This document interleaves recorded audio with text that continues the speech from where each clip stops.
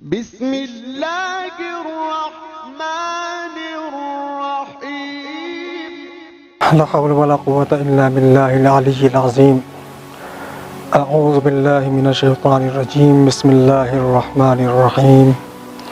الحمد لله رب العالمين. الصلاة والسلام على أشرف الأنبياء والمرسلين وآله الطيبين الطاهرين.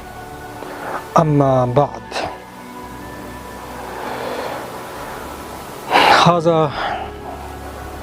شہر التوبۃ وہذا شہر الثواب وہذا شہر الرجاء.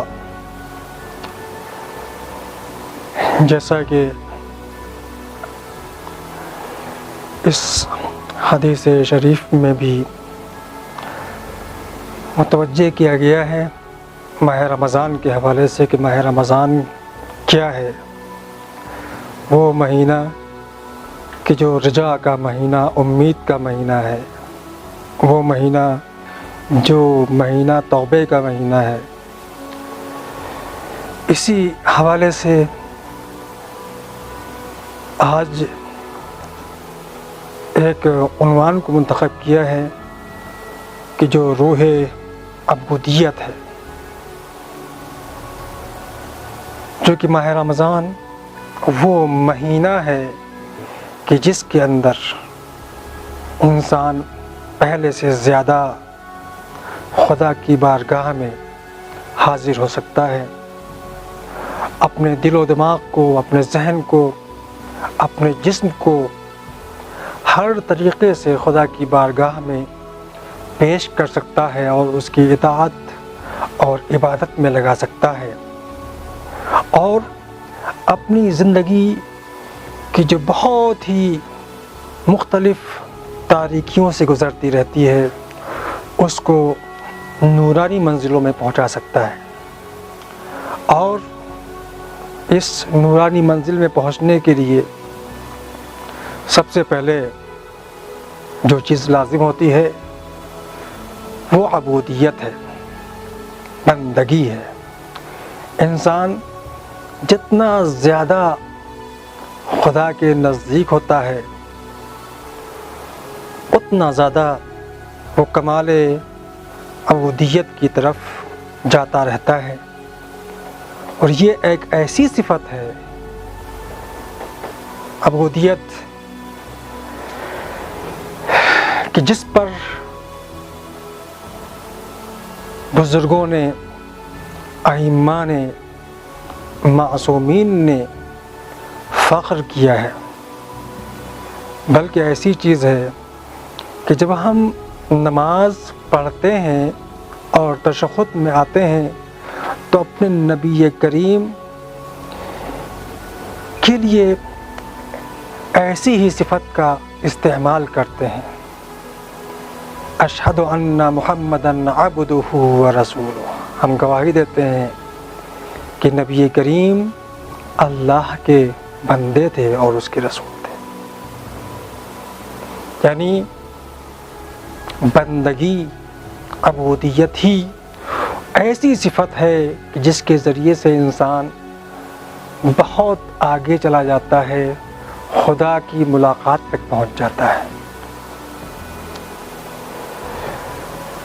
بندگی اسی لیے اور بھی بہت سی جگہوں پر استعمال ہوا ہے. سبحان الذی اسریٰ بعبدہ لیلا من المسجد الحرام الی مسجد الاقصی. پاک ہے وہ ذات جو اپنے بندے کو لے گئی. یہ نہیں کہا گیا رسول کو لے گئی، نبی کو لے گئی، بندے کو. یعنی اصل بندگی ہے جو انسان کو خدا سے بہت زیادہ نزدیک کرتی ہے. اور یہ مہینہ اس بندگی میں چار چاند لگانے کے لیے ہے. نماز، روزہ، اطاعت پروردگار، امساک، اپنے کو محرمات سے بچائے رکھنا، واجبات کی طرف زیادہ سے زیادہ توجہ، مستحبات کی طرف التفات، دعا، عبادات، یہ تمام چیزیں انسان کو خالص بنانے کے لیے ہیں۔ جتنا انسان خالص بنتا رہے گا بندگی میں، اس کی بندگی میں، اللہ کی بندگی میں اور زیادہ محویت کے عالم میں پہنچ جائے گا۔ حقیقی بندہ انسان تبھی ہو پاتا ہے جب وہ ہمیشہ اللہ کی اطاعت میں رہے۔ کبھی انسان خواہشات کی اطاعت میں آ سکتا ہے، کبھی انسان اللہ کی اطاعت میں آ سکتا ہے۔ ہمارا نفس ہے کہ جو ہمیں کھینچتا رہتا ہے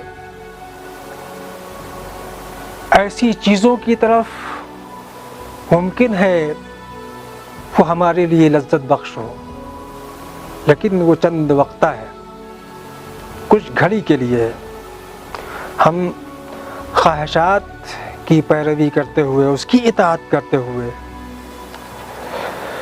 بہت سارے لذائذ اور بہت سی چیزوں کی طرف مائل ہوتے ہیں اور چلے بھی جاتے ہیں۔